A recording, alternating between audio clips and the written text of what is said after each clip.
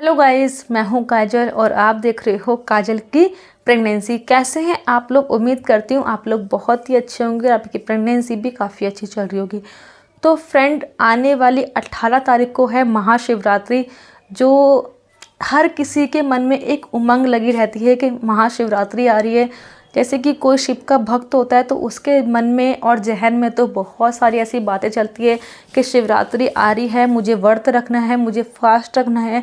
गर्भवती महिला को फास्ट कैसे रखना चाहिए या फिर नहीं रखना चाहिए। गर्भवती महिला जो है शिवलिंग के ऊपर जल क्यों नहीं चढ़ाती है, इसको क्या करने से दिक्कत होती है जब आप जल चढ़ाते हो। और अगर आपकी प्रेगनेंसी है और अगर आपका मन है कि हमें जो है शिवरात्रि का व्रत रखना है, तो वो आप व्रत कैसे रखोगे ये मैं आपको बताना चाहती हूँ। तो चलिए फ्रेंड, वीडियो को स्टार्ट करते हैं। स्टार्ट करने से पहले एक गुजारिश ज़रूर करती हूँ कि जिस किसी ने भी अभी तक मेरा चैनल सब्सक्राइब नहीं किया है, सब्सक्राइब करके बेल आइकन को ज़रूर ऑन करना। उससे क्या होगा, जब भी मैं कोई अपनी लेटेस्ट वीडियो डालूँगी उसका नोटिफिकेशन आप तक आएगा और आप मेरी वीडियोज़ को देख सकते हो। तो फ्रेंड देखिए, शिवरात्रि जो है सभी धर्मों में होती है और सभी के अपने अपने कास्ट के अकॉर्डिंग, अपने अपने धर्म के अकॉर्डिंग जो है वो व्रत रखता है, ठीक है। बट मैं आपको बताना चाहती हूँ बहुत ही नॉर्मल तरीके से अगर आपको व्रत रखना है तो पहली बात तो मैं आपको ये सजेशन देना चाहती हूँ कि अगर आप व्रत रख रहे हो फ्रेंड्स, बहुत सारी महिला ऐसी होती है जो शिवरात्रि का व्रत उठाती हैं तो वो छोड़ती नहीं है बीच में, ठीक है। तो अगर आपको व्रत रखना है ना फ्रेंड्स, तो आपको जो है सुबह उठकर कुछ ना कुछ आपको 4 या 5 बजे, जैसे हम सरगी खाते हैं उस टाइम पे अगर आप कोई भी सेब खा लो या फिर दूध पी सकते हो आप, कोई भी उससे दिक्कत नहीं होती है फ्रेंड्स। क्योंकि पंडित भी ऐसे बोलते हैं जब हमारे गर्भ में छोटी सी जान पल रही होती है तो हमको जो है थोड़ा सा अप डाउन कर देना चाहिए अपने व्रत में, कोई कॉम्प्लिकेशन नहीं होता उससे। और भगवान भी नहीं बोल रहा है फ्रेंड्स कि आप मेरे लिए व्रत रखो।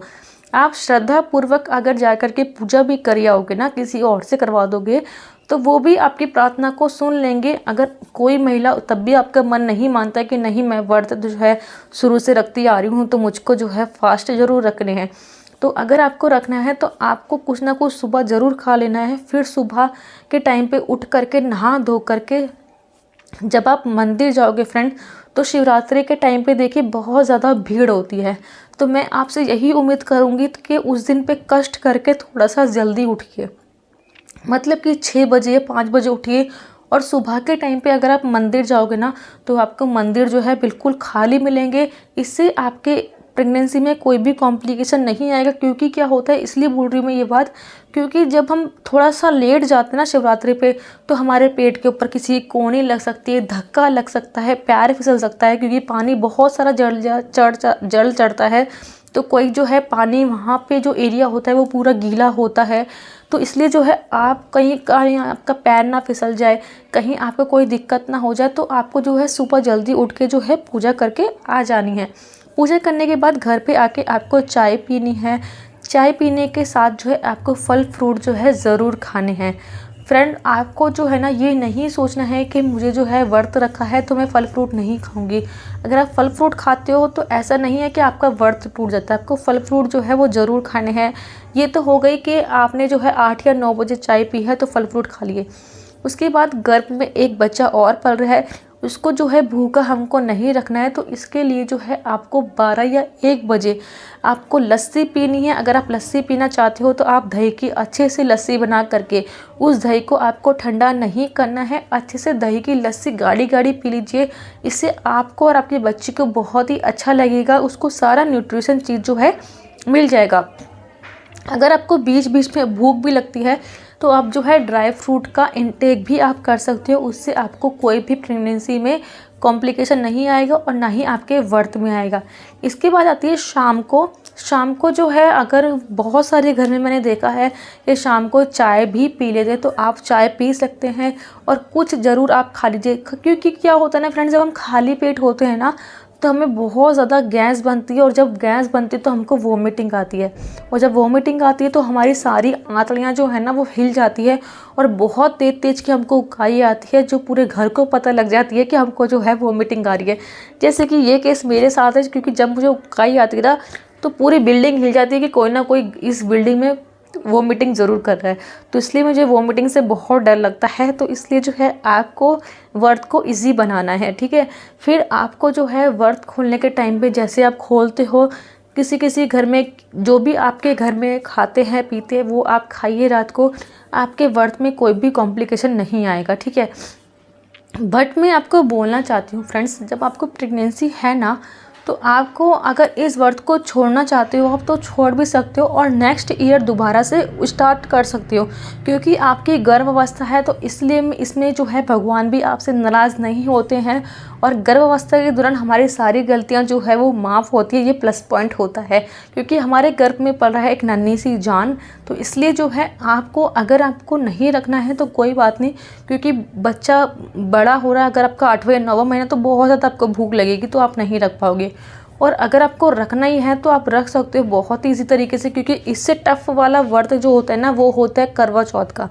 अगर आपने करवा चौथ का व्रत रखा है तो आप ये व्रत भी आसानी से रख सकते हो। व्रत रखने में कोई भी कॉम्प्लिकेशन या दिक्कत नहीं आती।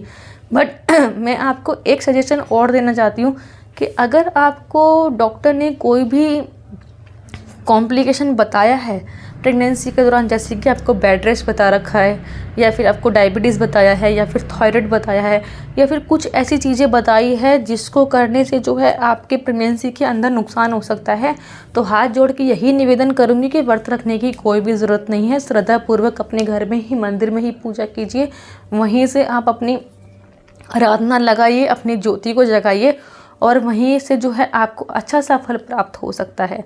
फ्रेंड्स, भगवान नहीं बोलते हैं कि मेरा व्रत रखो। अगर आपके अंदर व्रत आपने रखा हुआ है, ठीक है, और आप अपने मन में ही किसी को गाली गलौज कर रहे हो या किसी के लिए दुश्मनी पैदा कर रहे हो, तो उस व्रत का आपको कोई फ़ायदा नहीं लगता है। बोलते हैं ना कि अगर आप धूप बत्ती जला रहे हो और आपके मन में इतना पाप भरा हुआ है और आप फिर भी पूजा कर रहे हो, तो उससे पूजा का कोई फ़र्क नहीं होता। आप भले ही पूजा पाठ नहीं करो बट किसी का दिल मत दुखाओ, तो ये बहुत बड़ी पूजा होती है कि आपने किसी का दिल नहीं दुखाया है। तो फ्रेंड्स, इन बातों का ध्यान रख कर के ना आप कीजिए और आपको ज़रूर आपकी मनोकामना पूर्ण होगी। और ये मैं आपको बोलना चाहती हूँ कि जो आप सोचते हो कि शिवलिंग के ऊपर जल नहीं चढ़ाना चाहिए गर्भवती महिला को, तो अपने अपने नियम होते हैं। कोई चढ़ा देता है, कोई नहीं चढ़ाता है। तो जैसे आपके बड़े बुजुर्ग बोले, आपके घर वाले बोले कि आपको जल चढ़ाना चाहिए है तो आप चढ़ा दीजिए। और एक और बात बताना चाहती हूँ फ्रेंड्स, जो मैंने गलती की थी और जो मुझे किसी ने बताया कि तांबे के लोटे में जब हम जल लेके जाते हैं तो बहुत सारी महिला ना, जैसे कि उसमें से एक मैं भी हूँ, मैं भी अपनी बताती हूँ कि पहली बार जब मैंने तांबे के लोटे से जल चढ़ाया तो मैंने गलती से उसके अंदर जो है ना दूध डाल दिया। जब हम तांबे के पानी के अंदर दूध डाल देते हैं तो वो जहर बन जाता है, और हम जब भोले बाबा के ऊपर चढ़ाते हैं तो वो जहर का काम करता है।